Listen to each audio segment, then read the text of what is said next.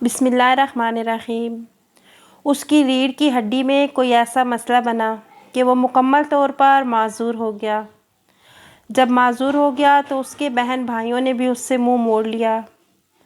کچھ عرصہ اس نے زور زبردستی خود کو بہن بھائیوں کے حوالے کیے رکھا کہ وہ میری خدمت کریں، مگر جب بہن بھائیوں کو یقین ہو گیا کہ اب دوبارہ یہ کبھی اپنے قدموں پر نہیں چل سکے گا تو اس کے بہن بھائیوں نے اسے اضافی بوجھ قرار دے کر گھر سے نکال باہر کیا۔ وہ خدا کی پکڑ کا ایسا شکار ہوا تھا کہ نہ بیٹھ سکتا تھا نہ کھڑا ہو سکتا تھا۔ بہن بھائیوں کی طرف سے دھتکارے جانے کے بعد اسے صحیح طرح احساس ہو گیا تھا کہ وہ اس قدر محتاج ہے کہ وہ اپنے سہارے پر بھیک تک نہیں مانگ سکتا تھا۔ مجبوراً اس نے ایک فلاحی ادارے میں پناہ لے لی تھی۔ فلاحی ادارے میں اس نے اپنا قصہ سنایا کہ میں بلوچ ہوں اور پنجاب کے شہر ہارون آباد کا رہائشی ہوں۔ میں نے ظلم کیا، ظلم کرنے کے بعد اتنی جلدی اللہ تعالیٰ کی گرفت میں آ گیا جتنی جلدی لال ٹکیا میں بدل جانے کے بعد سورج غروب ہو جاتا ہے۔ میں اللہ تعالیٰ کی حکمت کا قائل ہو گیا ہوں۔ میرا یہ وہم تھا کہ مکافات عمل کچھ نہیں ہوتا، میں ظلم کر رہا ہوتا تھا، تو اگر میرے سامنے والا اللہ تعالیٰ کو مدد کے لیے پکارتا تو میں کہتا کہ خدا میرا بھی ہے، اللہ تعالیٰ تو رحیم ہے، اللہ تعالیٰ تو 70 ماؤں سے زیادہ پیار کرنے والا ہے، بخشنے والا ہے، وہ مجھے معاف کر دے گا۔ بے شک اللہ تعالیٰ میں یہ تمام صفات ہیں، مگر خدا ظالموں کو ظلم کا بدلہ بھی دیتا ہے۔ میں یہ بات بھول گیا تھا، پھر میرا زوال شروع ہوا تو مجھے اپنے سارے ظلم یاد آ گئے، مگر میرا آخری ظلم سب سے بڑا تھا۔ ہوا کچھ یوں کہ میری بیوی 7 ماہ سے امید سے تھی، وہ چھت پر نماز ادا کر رہی تھی اور ہم بہن بھائی نیچے گپ شپ لگا رہے تھے۔ میری بھانجی جو چھت پر کھیل رہی تھی اچانک سیڑھیوں سے نیچے گر پڑی۔ ہم نے بھاگ کر اسے اٹھایا تو اس نے میری بیوی کا نام لیتے ہوئے کہا کہ آنٹی نے مجھے دھکا دیا ہے۔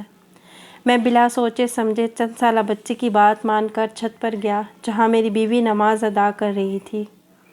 اسے سلام بھی نہ پھیرنے دیا، مصلے سے اٹھایا اور گھسیٹتے ہوئے سیڑھیوں تک لایا، وہاں سے نیچے دھکا دے دیا۔ نیچے میرا بھائی اور بہن کھڑے تھے، انہوں نے میری بیوی کو مارنا شروع کر دیا۔ میرا بھائی پوری قوت کے ساتھ میری بیوی کے پیٹ پر پاؤں سے ضربے لگا رہا تھا۔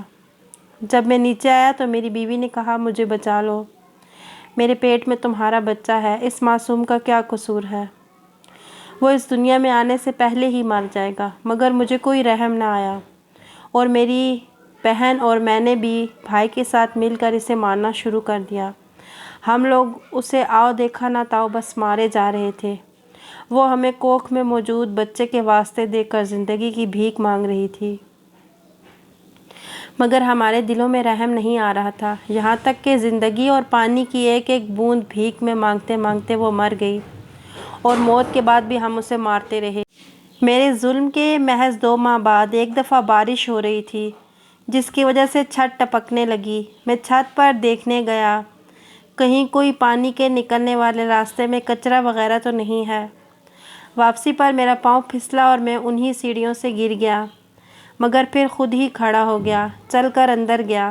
کچھ دن بالکل نارمل گزرے، پھر مجھے ریڑھ کی ہڈی میں درد محسوس ہوا، کچھ دیر رہا اور درد رک گیا۔ پھر کچھ دن بعد یہ درد دوبارہ ہوا، پہلے کی نسبت زیادہ تھا، زیادہ دیر رہا پھر رک گیا۔ اسی طرح اس درد کا دورانیہ بڑھتا گیا اور دنوں کا دورانیہ گھٹتا گیا، یہاں تک کہ درد روزانہ ہونے لگا اور پھر سارا دن رہنے لگا۔ میرے بہن بھائیوں نے میرا علاج تک نہ کروایا، یہاں تک کہ میں اٹھنے بیٹھنے چلنے پھرنے سے معذور ہو گیا۔ جب مکمل ناکارہ ہو گیا تو میرے بہن بھائیوں نے مجھے گھر سے باہر نکالا اور پھر کسی نہ کسی طرح میں اس فلاحی ادارے میں پہنچ گیا۔ مجھے آج علاج کی سہولت میسر ہے مگر میری تکلیف کم نہیں ہوتی۔ مجھے میرے سابقہ گناہ یاد آتے ہیں، میں توبہ تائب ہوتا ہوں مگر میری سزا میں کوئی کمی نہیں ہوتی۔